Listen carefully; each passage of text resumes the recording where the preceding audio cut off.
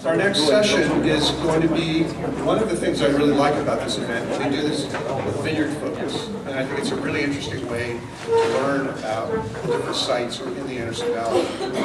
Today we're going to focus on the Angel Camp Vineyard. And to give us some introductions and talk about the vineyard, I'm going to turn it over to Brian Zalaznik. Hey everybody, it's really an honor to be here, and I wanted to introduce some of my partners in this venture at the table and then give you guys a little background on how Angel Camp came to be. So, first of all the way at the end is Anna Moller-Racke, the president of Donum and the chief wine grower. And next to her is Dan Goldfield, the winemaker and owner of Dutton Goldfield. And of course, Tony Sanchez from Ardzrooni Vineyard, who has really been the architect of making Angel Camp everything that it is. I would say the people at the table with me here are really friends, and that's a big part of this journey that I've been on. I knew both Dan and Anna before I ever got into the wine business back in Sonoma where I lived. And they were both very instrumental and encouraging when I was looking for property and thinking about how to plant and spacing and clones and rootstock. And so I really feel blessed that I've been able to work with some of the best people in the industry, and they've been incredibly supportive all along the way. So Angel Camp Vineyard came to be, interestingly enough, 10 years ago tomorrow at the 2004 Anderson Valley Pinot Noir Festival. I was on my way up in a bit of a fog in my life, having sort of suffered a very sort of traumatic family loss. And one of my friends said to me, dude, you need a reason to live. Like, you need something to hold on to right now. There's this property for sale off of Monty Lloyd Road. Let's just go take a look at it before we go over to the grand tasting. And so Tim Mathias, down the street at Rancherie Realty, took me over to this old, overgrown Christmas tree farm on the top of Monty Lloyd Road that was owned by some homesteaders from Oklahoma that, shall we say, were not great stewards of the land. But I walked around the vineyard. It wasn't a vineyard, excuse me, it was an overgrown Christmas tree farm. But I walked around and I could see in one direction the original Hush vineyard from '69. In the other direction, I could see the Roederer estate. Across from that was Lazy Creek vineyards from '71, and of course Navarro from right around that time too. And so I figured the pedigree in this neighborhood's pretty good, and so we did some soil testing and we decided to embark. So that day, 10 years ago tomorrow, I signed the contract for Angel Camp and missed the tasting. So it's been a great journey. Currently, we have 12 acres planted, all to Pinot. I'm the crazy guy in the valley who planted 9 clones on 12 acres. We'll see if that was a good idea or not 10 years from now. The idea is that ultimately my wines will be a field blend of those 9 clones. 60% are Dijon and 40% are planted to heritage clones. We have 4x7 spacing, so we're about 1,800 vines per acre, as opposed to the traditional 1,500. And last year and the year before, we produced about 40 tons of fruit. I would say 50% of that went to Donum, and Anna will be able to talk about her wines. About 25% went to Dutton Goldfield, and I used 25% for the Angel Camp brand, which last year was our inaugural pour, and we're launching tomorrow our 2012, which you'll get to taste today. So thank you guys for being interested. I want to turn it over to Tony Sanchez to talk a little bit about his impressions of the vineyard. Good afternoon, everyone.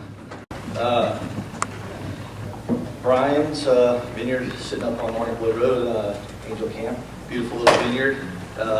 Cane prune. Real interesting. My first time I went up there, because there was a bunch of flags everywhere, and there was all these clones. Clones and rootstocks everywhere.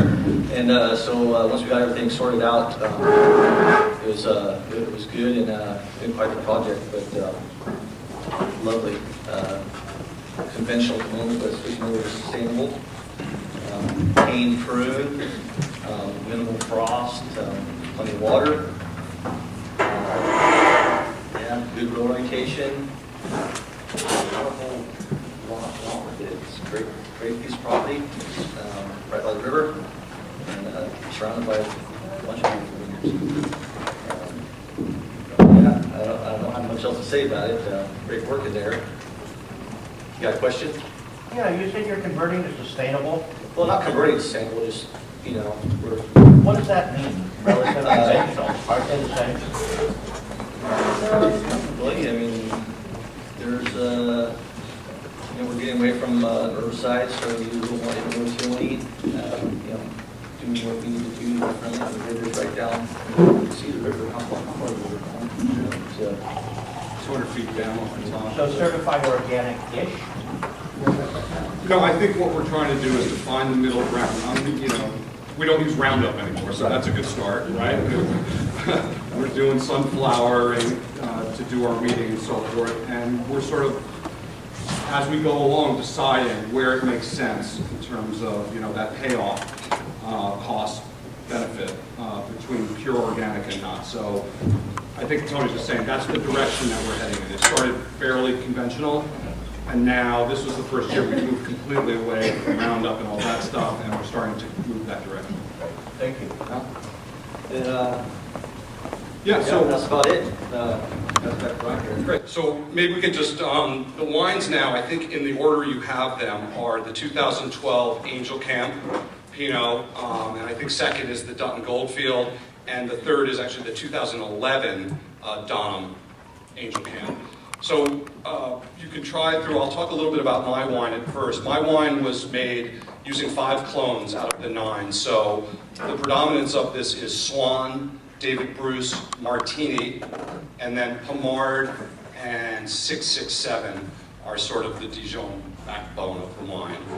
40% new oak. This was all destemmed, no whole cluster. It was 4-day cold soak, 17-day fermentation till dry. And again, you know, the style, it was picked early. I think we're at 13.8 on this. I'm always going to go for less ripe versus more ripe. But I think it really shows the vintage. I mean, it was a full throttle vintage, as we all know. So, cheers. And I will pass it to Dan Goldfield to talk about his wine, number 2. And this would be so much more interesting if you guys asked questions and we kept it interactive, because you all know what the wine tastes like. They're all from the same vineyard, and I found it a little bit amusing that Tony said when we got it figured out, because I'm pretty sure they don't have it figured out, but it doesn't really matter. And I also find it amusing that Brian thinks he actually knows what clones he has in it, because I have no idea. All I know is this killer fruit shows up after I tell him to pick. And it always shows up in amazing condition, usually about 4 hours late, but always cold. And with, I make wine down in Russian River Valley, but I make little bits from all over, and wine is all about not just the place, but the stories. And Brian's an old friend, and Anna's an old friend, and when we started talking about all that had happened and came up there, I was like, well, this is no brainer. It's not about buying fruit, it's about being part of this story. And when I taste our Angel Camp, our Anderson Valley release, compared to, I have several Green Valley, a bunch of Marin County, we're the kings of tiny Marin County in a weird way. There's kind of a plumminess, a richness that comes from Anderson Valley that, you know, really sets it apart. It's neither better nor worse, but it's kind of the personality of Angel Camp. And of course, if you know Brian, there's a solidity, that right, a plumpness that goes with the wine. And so we make this wine kind of to bring out what I think is special about it. So, you know, everybody does cold soak. We pick it a little riper than Brian. We like wines with solidity. We like wines that will age, so we're very anaerobic. This is a 7-day cold soak. I think this was 21 days in the fermenter.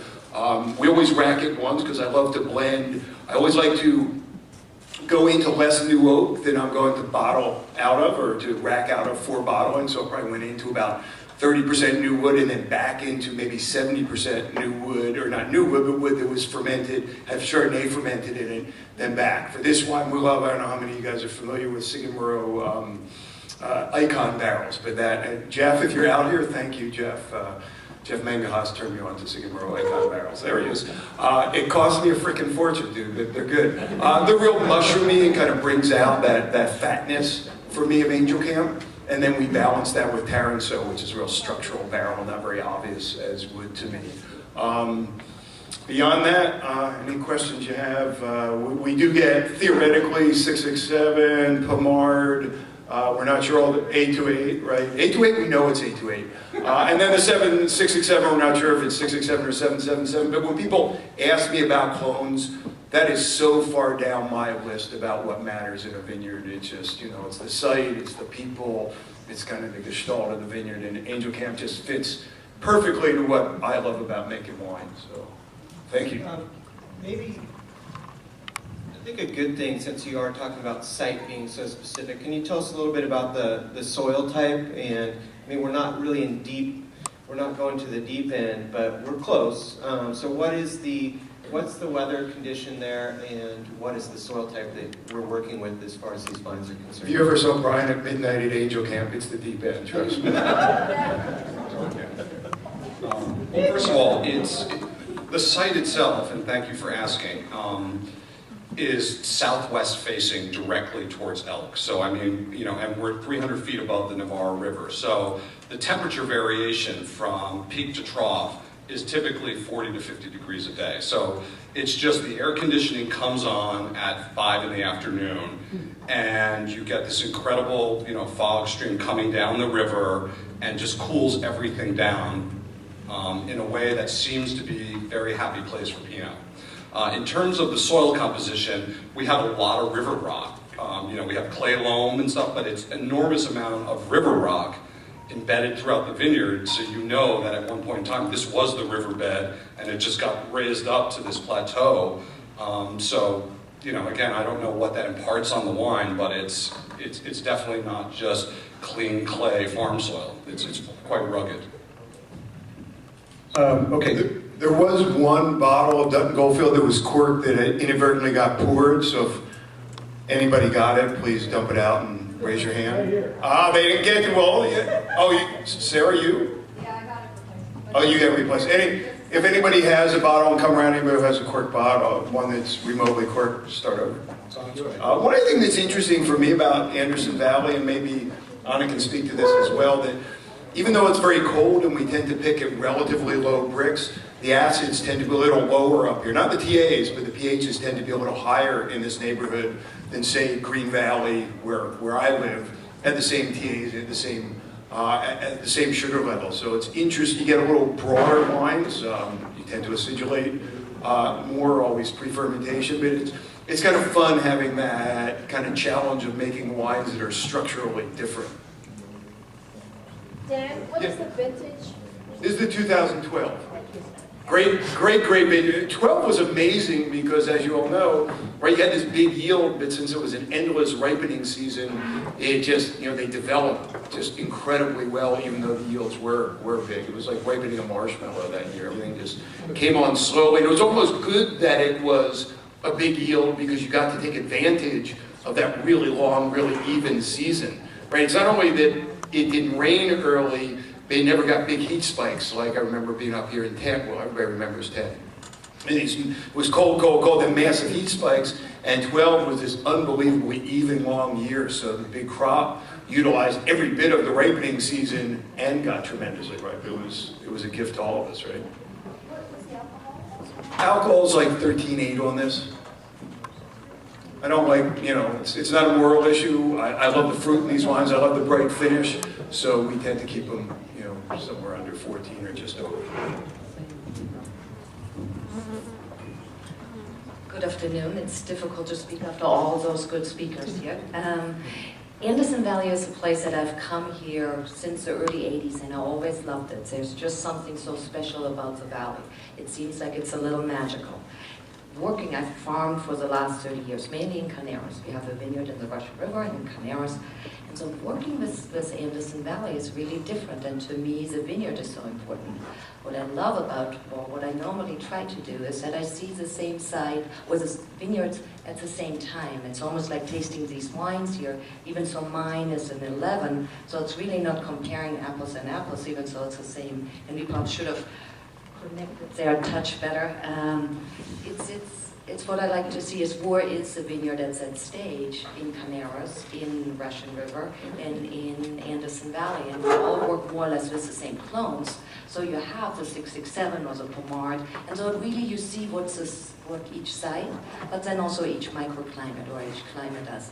What is so amazing to me about Angel Camp is that actually it's always so uniform, and that's what I'm looking for when I make wine, or how I like to grow it, is I first look for uniformity. Nature doesn't want to be so uniform, so we as growers come in and bring it together. It's like herding sheep. You want that each note or each berry is more or less at the same stage and not has that wide variance that Mother Nature would want to give you when it flowers. But Angel Camp, having the different clones, they actually all are more or less at the same stage. So when I first worked with the vineyard in 11, and this is our first year, so it's a work in progress.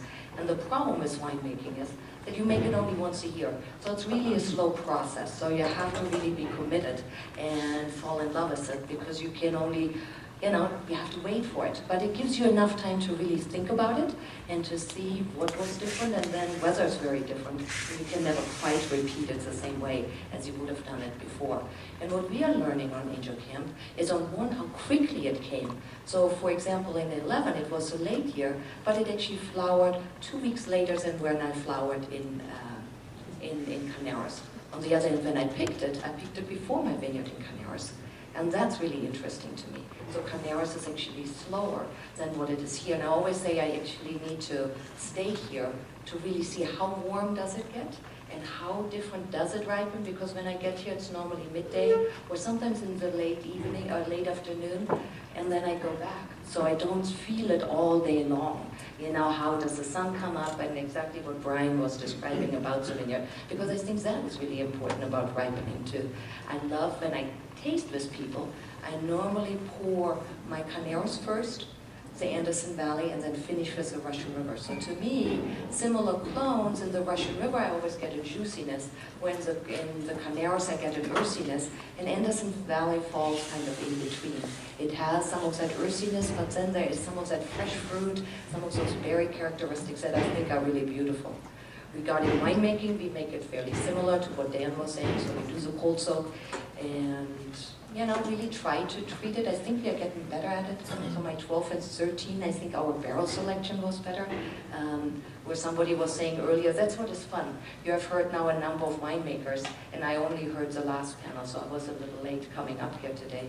How different those opinions are, and it's not right or wrong, it's just different how you interpret it. And so, for example, Francois Ferrero, who I really like on my Canaras, I don't like so much on my Anderson Valley. And so I'm going actually with barrels that are not as heavily toasted, and really to bring out that kind of berry characteristics that you find in the Anderson Valley. But the most uniqueness, and that's what I've learned even in Canaras or so, is that really site overrides clone. And at Angel Camp, it certainly is an amazing representation of that, where site is really, when you walk it now, and I was just asking Tony in terms of how is it, is it in terms of where it is in flowering or so. When I came before, it's just always at the same stage. And then it almost is there, it's the same. Even so, there's some that is more western sloping, and there's a plateau. So the vineyard is not all flat and one evenness. And so that to me is kind of fascinating too. I love the heirloom clones from this vineyard.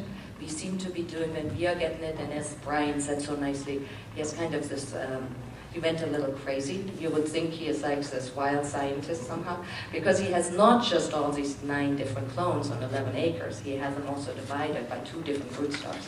So you can get it. So the way we get it is just a little bit of everything, and the way we group it, and that is becoming better and better, is that we really put the heirloom clones together and then the Dijons. And I think both are beautiful. They're really just different, but I love the heirloom clones. I like the heirloom clones in my Canaras vineyards too, more than I like the Dijons and so on. And so that's a process too of learning.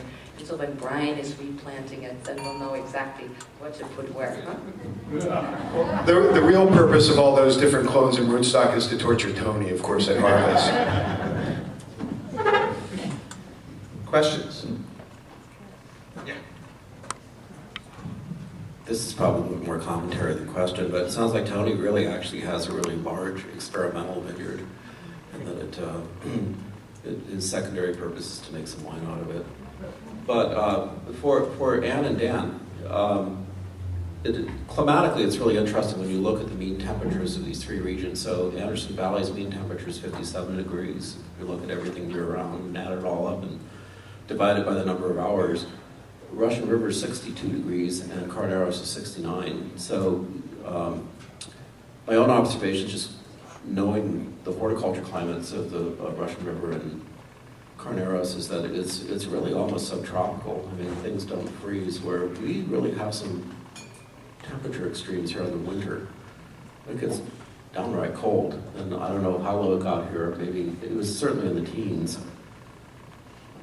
And so it tends to synchronize everything because of that. Because when you take things out of a cold climate, or you look at things in a cold climate, when it warms up, it blooms. I mean, that's just what the plant thinks it's supposed to do. It's accumulated its number of degree hours below a certain threshold temperature, and it's ready to go.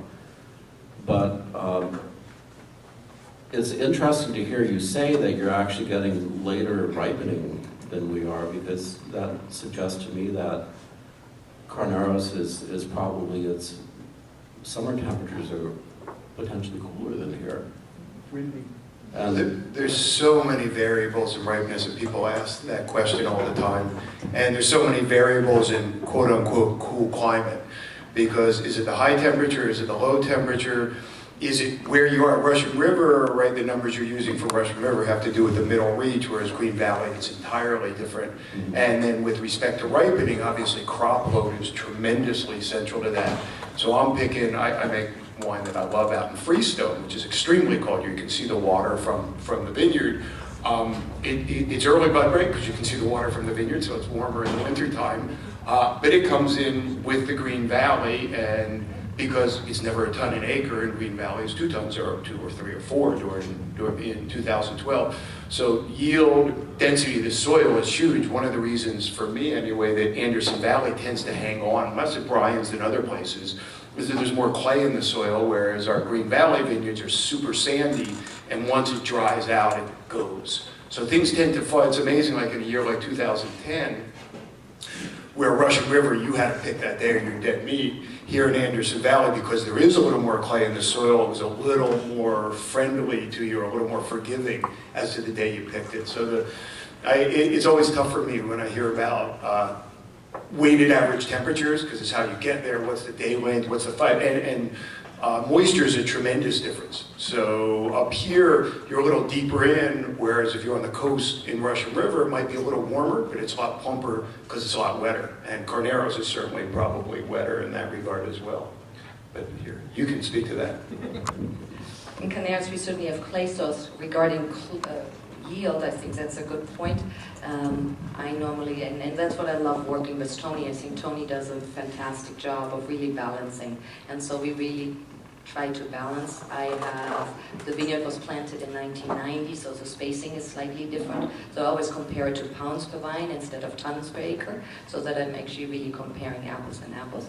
And so I'm looking more for the 3 to 4 pounds per vine, and that's, I think, where actually Angel Camp falls in, my Russian River vineyard falls in, and the Carneros. I think what makes it in Carneros is that we get just so much more wind, and I think the temperatures are more moderate throughout the season. So you don't have this seasonality, as you said. It doesn't get as cold in the winter months as it gets up here, and as you know, bud break here is a bit later, but then it catches up, and especially once it flowers, from flowering to harvest. And to me, really, the important date is really from flowering. And then I always say, then the train leaves the station and there's no stopping.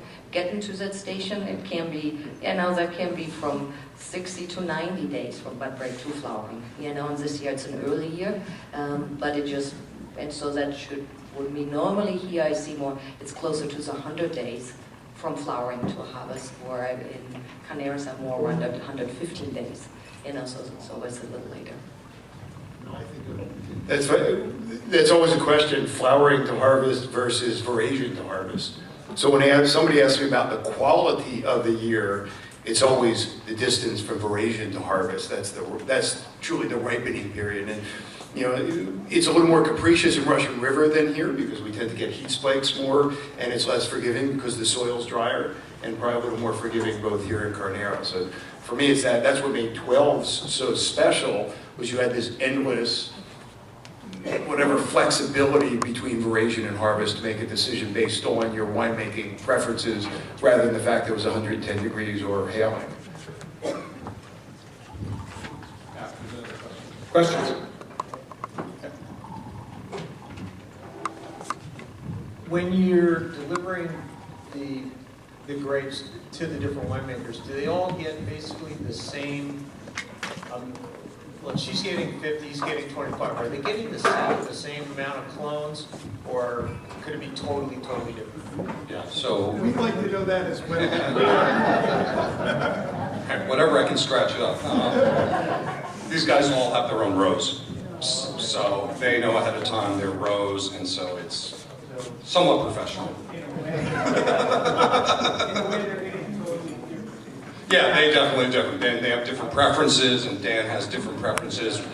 There's a higher part of the vineyard, there's a sloping down part to the river. We all have to, it's worked out well. It's not an easy optimization, though.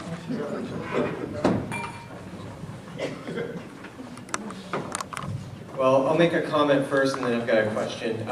Just as a sommelier, I've been a sommelier for 20 years, and I've had the great opportunities to taste wines from all three of the producers here from this vineyard. And you know, Anna Moller-Racke and I just there was a story done on us in Sonoma magazine, actually on her, but there's a little part in there of me talking about her wines, the Donum Estate wines, which was great. And the one thing I would say about the Angels Camp, from my perspective as a sommelier, and what makes it so special, as not just site, but the clones. The clones, when you have a mixture of clones, they match up bite per bite with food. And that's a very different kind of outlook. If your dinner tasted all the same, if every bite you took on that plate was the same, it's a pretty one-dimensional plate. When you have great gourmet food like we have today, going past the old Wonder Bread days and all this stuff, today those wines match up extremely well with each bite on that plate. And with that being said, and we haven't talked about it at all today, is how is it for you two, and for you too, Brian, to market this wine in, saying, Anderson Valley? Because out there in the marketplace, you two have some other appellations that you represent too. But just to throw this down in front of sommeliers like myself, what's it like out there in the marketplace when you get to say Anderson Valley, and what is the reaction that the sommeliers have? I'm going to pass this to these two guys. I'm a newbie at the marketing side. That's actually a great question. For us, it's kind of simple because I'm almost never presenting this wine by itself. So we have this great situation right now where I release, Dutton Goldfield releases our Pinots in 2 tranches, one in the spring and one in the fall. We bottle 3 of our single vineyard Pinots in the fall just before harvest, generally the younger vineyards, and this is one of them. So the Angel Camp is bottled just before harvest, it's 11 months in wood, and then some of the older vineyards, Freestone and Devil's Gulch, are bottled in February. So right now I have 3 releases, and it's really fun. One's a Zaya Vineyard from Marin County, one's Angel Camp from obviously Anderson Valley, and one's called Emerald Ridge from right in the middle of Green Valley. So it's really, really fun. I just got back from New York, so I'll probably talk too long about this. It was really fun. People have very particular preferences. They don't say, oh, I want an Anderson Valley wine, or oh, I want a Marin wine. Nobody says, oh, I want a Marin wine, because they have no idea. But the wines are so uniquely different, and you shouldn't make them if they're not uniquely different, that people gravitate. I actually sat with Dan Berger the other day for 4 hours. For anybody who sat with Dan Berger, that's about average. Where's Dan? I gotta be careful what I say. But this was his favorite wine. It was just showing well. It's really forward. It's really plummy. And then other people gravitate toward the Emerald Ridge because it's a little more precise. It's a little more crystalline. It's very blackberry. So for us, it's not at all an issue. It's that, wow, aren't I lucky? I got these incredible vineyards from a lot of different places because I've been doing it a long time. No, I think that's I agree with that. I like to show them all, and I love to show them together. And then it really is, you know, not everybody likes the same shade of red. And so they really have that. And what I like to is also that people see, even though the winemaking is perhaps very similar, or the philosophy behind each wine is very similar, and then what that wine wants to be, or the fruit wants to be once it comes in, is kind of where it suddenly gets its own touch and its own, and where, as I was saying, I think we are getting better at it, you know, where we are fine-tuning some of the barrels, and I have some for whoever's there tomorrow, I have some other ones, I have some 12, I think, with me. That was just modeled. But people like Anderson Valley, I think, is certainly a buzzword to a certain degree. But again, that varies also from where you are. Are you in New York and it's more of a buzzword than perhaps if you're in Florida? So it just depends a little bit on where you are in the country. But I think that's the beauty is that we have really figured out where those regions are to grow Pinot Noir, and that they really do have their own style, and that they are not all the same. And I think that's what people like, what the consumer likes, and I think it's good. One thing I love, and you guys, well, there's all industry people, so you probably feel the same way, but people love to talk about the flavor of a vineyard, and clearly there's consistency within a vineyard. And I got into wine through Burgundies a real long time ago, and people say, oh, Von Romanée is like this, and Chambon-Musigny is like this. But if you taste a Chambon-Musigny from a producer who's based in Chambertin, it tastes more like Chambertin than Chambon-Musigny. And I love tasting 3 appellations or 3 vineyards from one grower, and then 1 vineyard from 3 winemakers.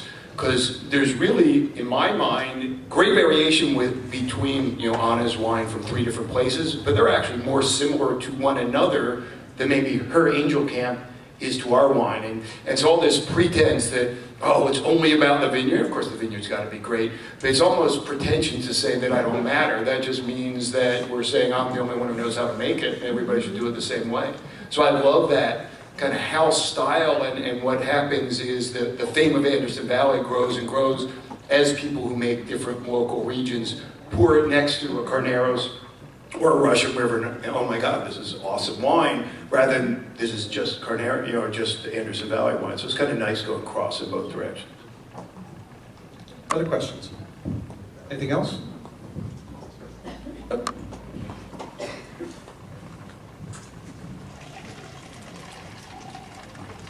Did you experiment at all with rootstocks or just clones?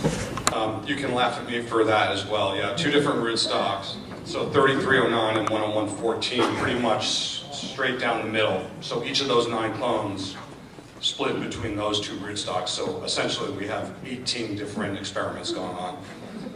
But by definition, an experiment needs a control, so there's really no experiment. I just wanted to finish this off by, one, really thanking my friends up here. You can tell we have a lot of fun doing this. And for me, there's no reason to be in this business if you're not having fun. It's a tough business, and you guys have been awesome. I mean, really, to be able to have this wealth of knowledge as your partners is really a great thing, and I feel an enormous debt of gratitude. And also to this guy, Tony. I mean, he's the guy who's there at 3 in the morning. Our vineyard gets impeccable care. I mean, I think it shows up in the wines. These 2 are very meticulous winemakers. I've never had them comment that I want you to do this better or that better. Tony just produces at a level that's above even their pretty high expectations. So thank you, Tony. And finally, we don't have a public tasting room, but we're going to be open to the public on Sunday. And I think Angel Camp is all about coming and walking the vineyard. So for any of you that are around, you should come by and see it on Sunday. We have our own little tasting room there, and you can walk the vineyard and see what we've talked about. Great. Thanks, everybody. Let's give them all a round of applause.